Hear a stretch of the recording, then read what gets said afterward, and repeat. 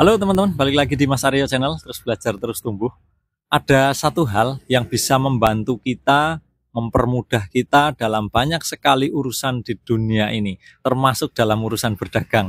Apa itu? Ada yang bisa menebak teman-teman? Ini hal yang sangat klasik yang sudah banyak orang tahu sebenarnya, tetapi kadangkala ya seringkali terabaikan atau terlupakan teman-teman. Hal itu adalah kepercayaan. Kita semua tahu teman-teman ya, kalau kepercayaan konsumen dalam hal dagang ini berarti kepercayaan pembeli ya, kepercayaan konsumen itu adalah salah satu kunci penting dalam pertumbuhan sebuah usaha. Jadi sangat berpengaruh dalam tumbuhnya sebuah usaha. Artinya tumbuh itu usahanya mulai dari kecil kemudian bisa menjadi besar gitu loh. Itu salah satu kunci pentingnya adalah faktor kepercayaan konsumen pada toko itu, pada warung itu, atau pada pemiliknya secara personal, mungkin secara pribadi itu juga bisa. Apalagi kalau dalam perdagangan retail seperti kita, misalnya toko, warung, minimarket itu kan retail ya, artinya langsung bersentuhan dengan konsumen dalam setiap pelayanannya.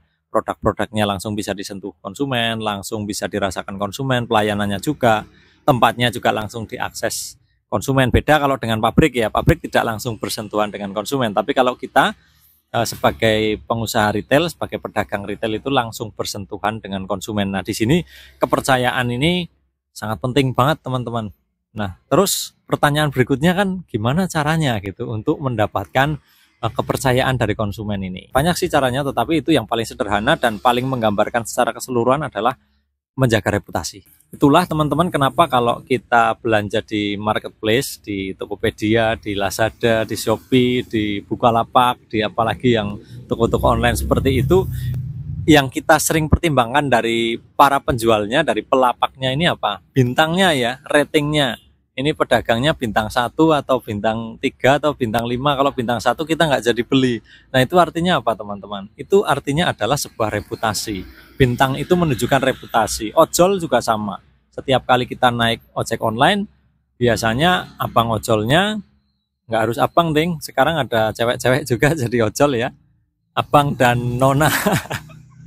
Ya, tukang ojolnya ini sering meminta untuk diberi rating bintang 5. Supaya apa sih? Supaya menaikkan reputasinya. Kalau reputasinya udah makin baik, makin terjaga gitu ya, bintangnya udah bintang 5, kepercayaan konsumen atau pelanggan atau customernya juga semakin meningkat kepada dia, teman-teman.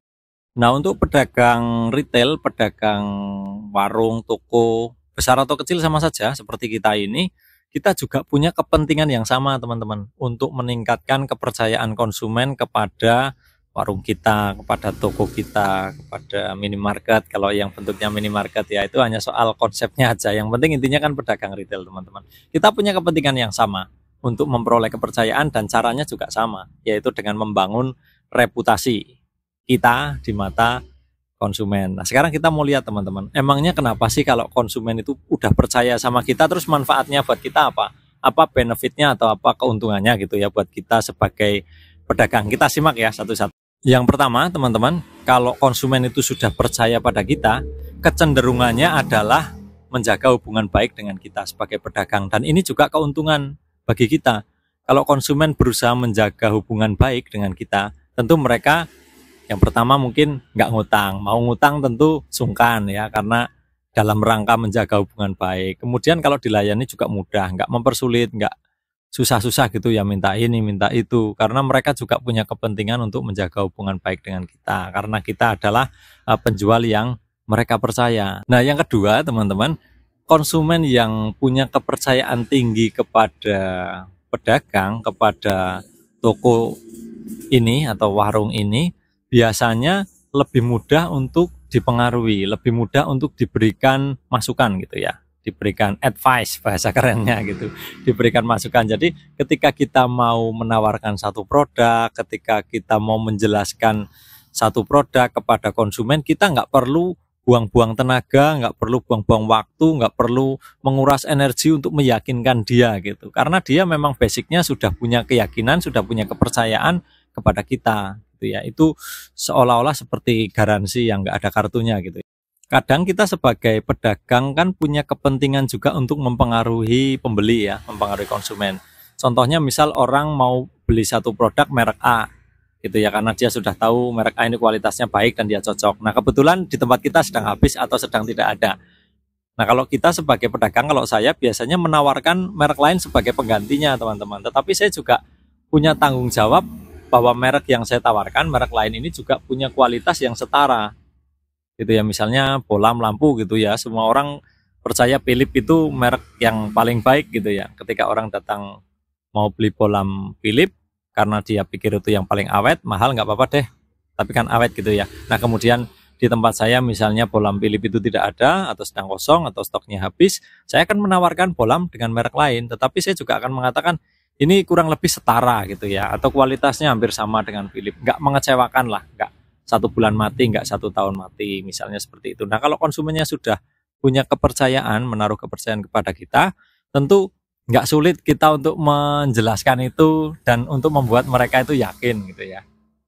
Nah terus yang ketiga teman-teman, yang nggak kalah penting, konsumen yang punya kepercayaan kepada kita akan cenderung terbuka, akan lebih terbuka dalam hal apa saja sebenarnya ya. Tetapi kalau yang penting itu dalam hal berkomunikasi tentu saja ya. Mereka tidak sungkan juga memberikan masukan ke kita, nggak sungkan juga memberikan informasi misalnya di luar, oh pesaing kita buka baru atau harga di sana lebih murah, atau ada informasi yang kita butuhkan dari luar, karena dia percaya sama kita, dia nggak sungkan untuk memberikan informasi, untuk berbagi informasi dengan kita. Kalau mereka mau kasih saran juga nggak sungkan-sungkan, karena mereka punya niatan untuk membantu kita untuk berkembang gitu ya. Jadinya nggak ada rasa sungkan lagi, kalau mau cerita ya tinggal cerita gitu. Nah terus manfaat yang keempat teman-teman adalah konsumen yang punya kepercayaan, yang sudah percaya pada kita itu lebih mudah dipuaskan. Nah enak kan, lebih mudah dipuaskan.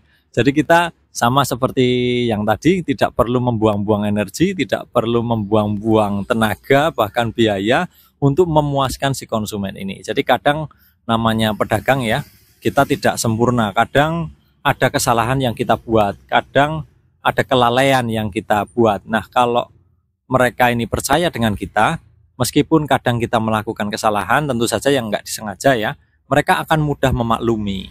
Mereka tidak mengungkit-ungkit, tidak kemudian merasa marah, kecewa, wah nggak dilayani dengan baik, nggak mau kesini lagi dan sebagainya. Mereka tidak akan seperti itu, karena mereka sudah percaya bahwa oh ya lumrah gitu ya, kalau orang sesekali melakukan kesalahan. Kalau pedagang ini sesekali memberikan sesuatu yang mungkin di bawah harapan si pembeli ini, seperti itu.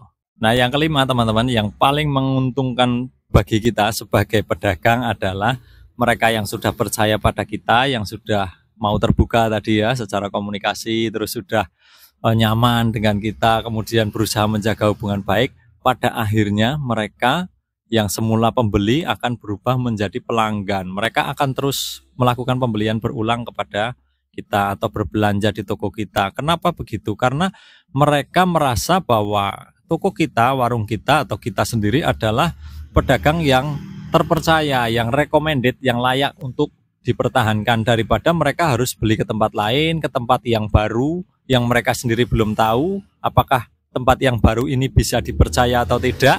Nah biasanya konsumen tidak akan mengambil risiko seperti itu, apalagi kalau di tempat lain mereka pernah punya pengalaman buruk.